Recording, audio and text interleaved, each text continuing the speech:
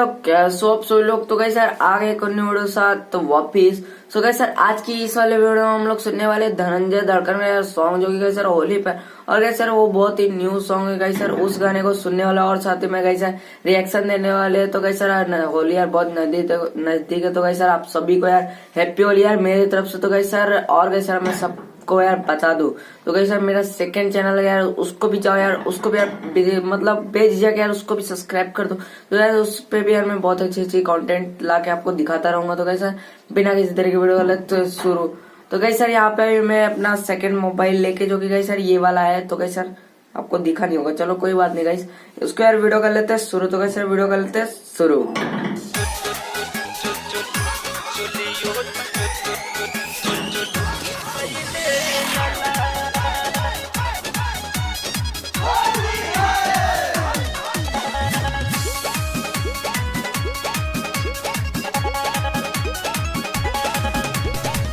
होली के बहाने देवरू तुरला के वारी घुस के पहला बुरा। होली के बहाने देवरू तुरला के वारी घुस के पहला बुरा। चलियो तन सबे कैला नसल लहंगवा गलिया कई दे लला। चलियो तम सबे कैला नसल लहंगवा गलिया कई दे लला।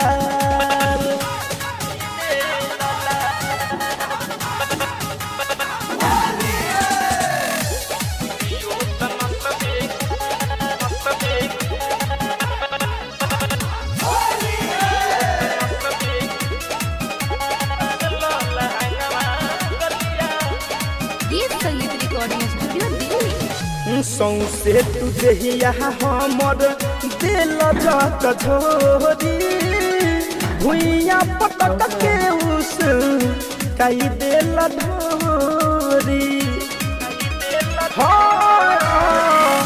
सौसे तुझे हमर दिल जात झोरी भुइया पटक के उस कई दिल धोरी। छोड़ा वाला से छूटत नहीं के कॉफी मिला के तुला गवला गुला। छोड़ा वाला से छूटत नहीं के कॉफी मिला के तुला गवला गुला। चलियो तन सबे कैला नसल लहंगवा गलिया कई दे लला। चलियो तन सबे कैला नसल लहंगवा गलिया कई दे लला।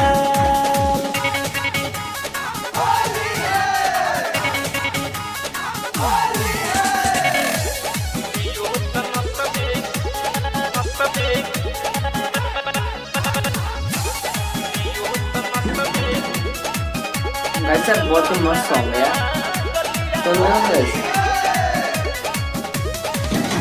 भैया जे है तोहर पूछे सवाल हो आवते ही घर में सुगम करी है बवाल।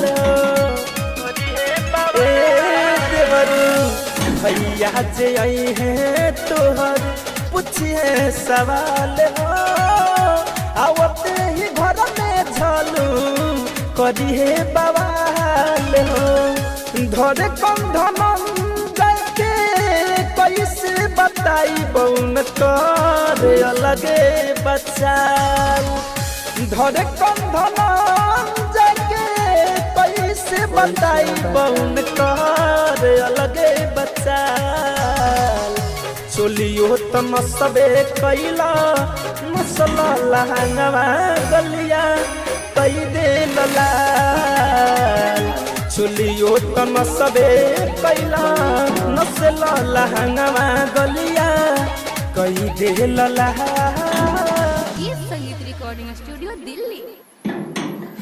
तो गाइस सर यहाँ पे हो चुका है वीडियो खत्म। और गाइस सर आप सबको यार कैसा लगा वीडियो यार जाके कमेंट में जरूर से बताना। और गाइस सर मेरे को तो यार बहुत ही अच्छा लगा। और गाइस सर अब तक यार मेरे सेकंड चैनल को आप सब्सक्राइब नहीं किए तो गाइस सर जाओ और मेरे सेकंड चैनल को नाम मतलब सेकंड चैनल का नाम है गाइस सर ऑल रिएक्शन, तो जाओ यार गाइस सर उसको भी यार सब्सक्राइब कर दो गाइस सर। उस पर भी यार मैं अच्छे अच्छे कंटेंट्स लाता रहूंगा गाइस सर, मतलब कुछ दिन वेट कर लो। और गाइस सर आज की वीडियो में इतना ही, तो वीडियो अच्छा लगा तो यार लाइक कर देना, चैनल को सब्सक्राइब करके बेल आइकन दबा देना। तो गाइस सर मिलते हैं नेक्स्ट वीडियो, जब तक के लिए बाय बाय।